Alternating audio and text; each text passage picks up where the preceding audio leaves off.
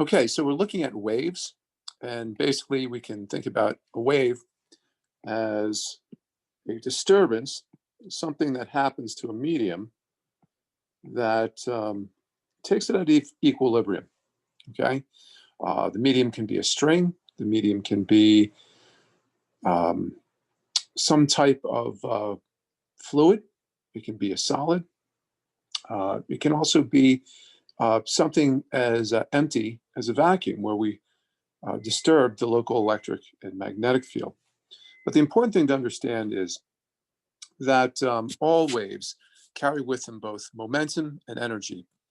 And this propagates through space at some fixed speed that depends on almost exclusively the properties of the medium. So a wave can't make itself faster, but certainly by changing its environment, we can speed it up or we can slow it down.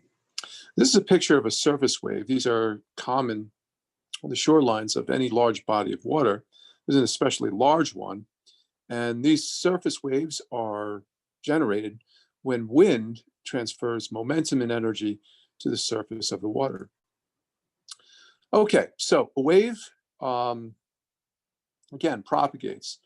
Uh, all mechanical waves will need some source of disturbance. Actually, all waves will need this. And of course, a medium that can be disturbed. And there is a physical connection between the mechanisms or between the one part of the medium to another part of the medium. There has to be a physical mechanism that connects them in order for the energy to propagate from one part of the medium to another part. So waves can come in as single disturbances, such as a pulse.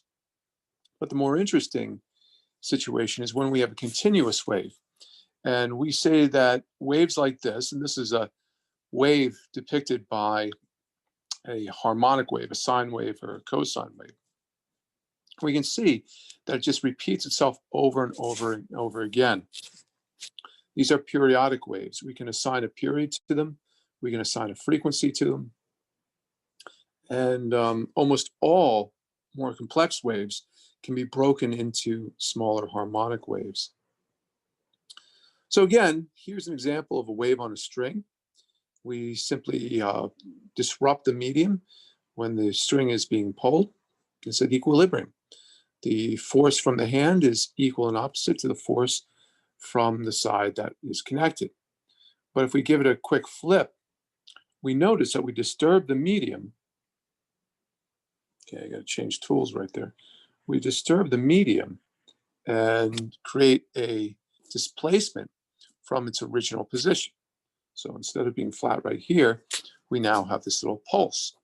And of course, this pulse carries with it energy, it carries with it momentum, and it will propagate at some speed down the length of the string.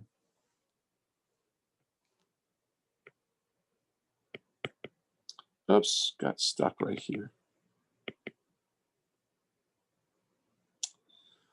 All right, well, let me just close that out.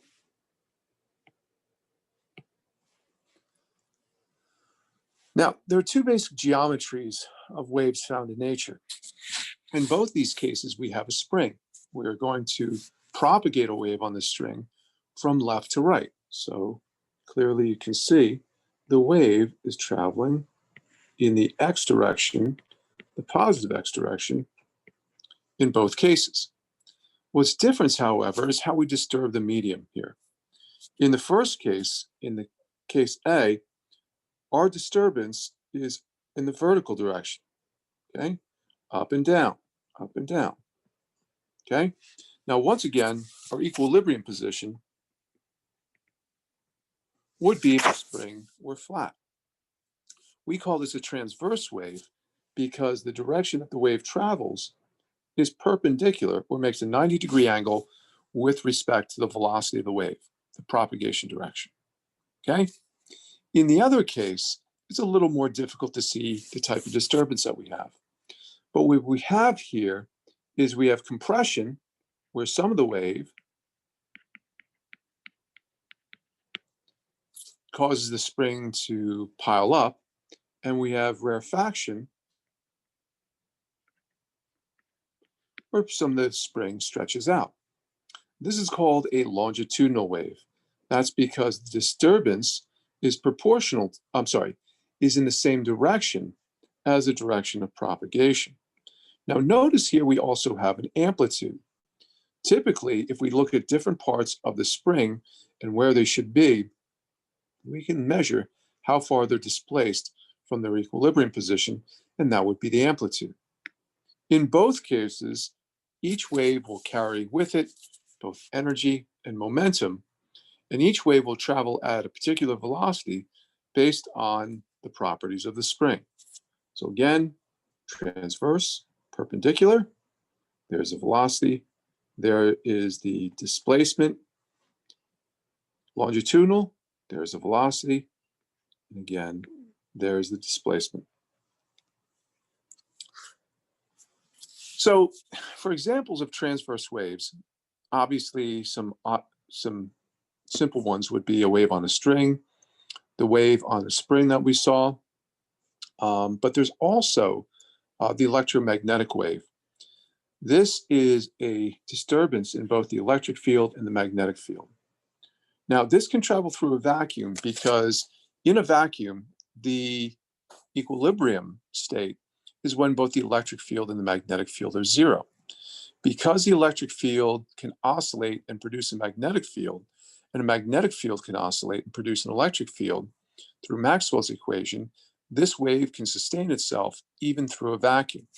But again, notice the oscillation in the electric field is perpendicular. Okay, this is a two-dimensional projection of a three-dimensional world. But again, they all make a 90-degree angle with respect to one another. Longitudinal waves, a great example of longitudinal waves are sound waves. Unlike solids, fluids cannot sustain shear, so they can't sustain transverse waves. Okay, there has to be an elastic property that can get the wave to return to its equilibrium position. All right. However, we can compress and rarefy the air that a sound is traveling through, and this disturbance, there's a compression, there's a rarefication. This disturbance can propagate, and it depends on the properties of the air in terms of its speed. So light, good example of a transverse wave. Sound, a good example of a longitudinal wave. Again, you can see here we have the compression, here we have the rarefication. A spring is a nice model for what we see with the air molecules. And although the air molecules aren't connected physically to one another all the time, the collisions of the air molecules can be pretty much approximated by a spring-like model like this. Surface waves. We introduced a surface wave at the very beginning. And the surface wave is the transfer, or is produced by the transfer of energy from wind to the surface of the water. And as its name implies, it really only stays near the surface. As we go deeper and deeper, we notice that the motion becomes less and less, or I should say the amplitude of the molecules moving becomes less and less. Obviously, during storms, we see very, very big waves because there's a large transfer of energy. If we have very calm air, we don't have as much transfer. Now, there are a number of ways of looking at these surface waves. Some people view them as circular waves, but you can actually almost see that they have both a longitudinal and a transverse component to it. So basically, these surface waves can be thought of as a sort of a hybrid of both this transverse and longitudinal motion, creating circular motion. Okay, so what does a wave look like?